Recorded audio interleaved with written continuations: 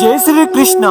पिता की शादी कराने के लिए आजीवन कुंवारे रह गए थे भीष्म पितामह। हेलो दोस्तों, नमस्कार। आज का वीडियो अपना होने वाला है कि आखिरकार किस कारण से भीष्म पितामह कुंवारे रह गए थे। महाभारत के महायोद्धाओं में प्रमुख भीष्म पितामह देवी गंगा और राजा शातुन के पुत्र थे। सर्वलोक में ब्रह्मा जी द्वारा दिए गए एक श्राप के कारण देवी गंगा और शातुन को पृथ्वी पर जन्म लेना पड़ा था। इनकी 8वीं संतान थे देवव्रत, जो आगे चलकर भीष्म और फिर भीष्म से भीष्म पितामह बने। भीष्म पितामह आजीवन कुंवारे रहे। इनके ब्रह्मचर्य का कारण अपने पिता का विवाह कराने के लिए की गई प्रतिज्ञा थी। जब भीष्म का जन्म हुआ तो उनकी माता गंगा उन्हें अपने साथ लेकर स्वर्गलोक लौट गई। गंगा ने अपने इस पुत्र का नाम देवव्रत रखा था। देवव्रत के जन्म के बाद गंगा को श्राप से मुक्ति मिल गई थी, लेकिन राजा शातुन को अभी भी पृथ्वी पर ही रहना था। स्वर्ग में गंगा ने अपने पुत्र को देवताओं और देव ऋषियों से शिक्षा दीक्षा दिलाई। गंगा के जाने के बाद राजा शातुन ने दूसरा विवाह नहीं किया, बल्कि गंगा और अपने पुत्र के लौटने की प्रतीक्षा करते रहे। फिर 16 साल बाद एक दिन गंगा प्रकट हुई और उनके साथ राजकुमार देवव्रत भी थे। देवव्रत को उनके पिता शातुन को सौंपकर गंगा फिर से स्वर्गलोक लौट गई। एक दिन अपने पुत्र देवव्रत को लेकर राजा शातुन शिकार पर गए।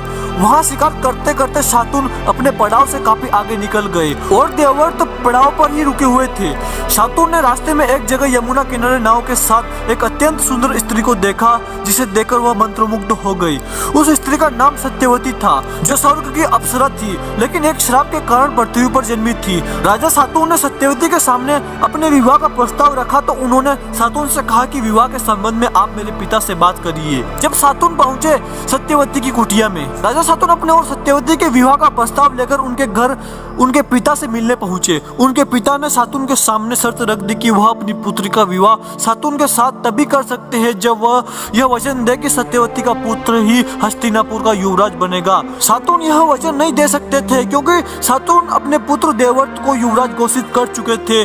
जब शातुन इस शर्त को मानने के लिए तैयार नहीं हुए तो सत्यवती के पिता ने इस विवाह से इनकार कर दिया। राजा शातुन ने अपने दिल की बात किसी को नहीं बताई और खोए खोए रहने लगे। वे हर रोज यमुना के उसी किनारे पर जाते जहाँ सत्यवती बैठती थी और फिर पेड़ के पीछे छिपकर सत्यवती को निहारते रहते थे।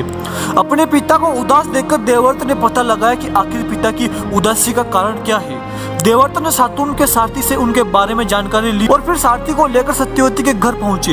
देवव्रत ने सत्यवती का हाथ उनके पिता से मांगा ताकि वह सत्यवती का विवाह अपने पिता के साथ करा सके। देवव्रत ने जब सत्यवती के पिता से उनका हाथ मांगा तो उन्होंने वही बात दोहरा दी जो उन्होंने राजा शातुन से कही थी।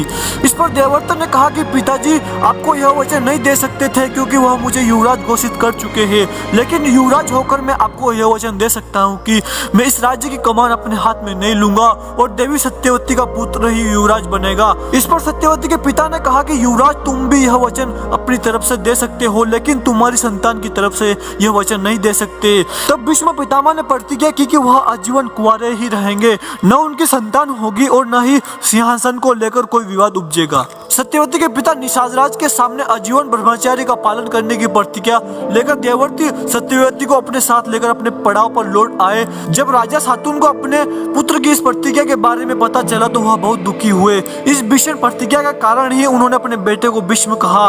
फिर सत्यवती और शातुन अपने पुत्र देवव्रत को भीष्म कहकर ही पुकारने लगे। तभी शातुन ने अपने पुत्र भीष्म को यह वरदान दिया कि वह जब तक चाहेंगे जीवित ही रहेंगे, उन पर मृत्यु का कोई वश नहीं होगा और वह अपनी इच्छा से ही मृत्यु को प्राप्त होंगे।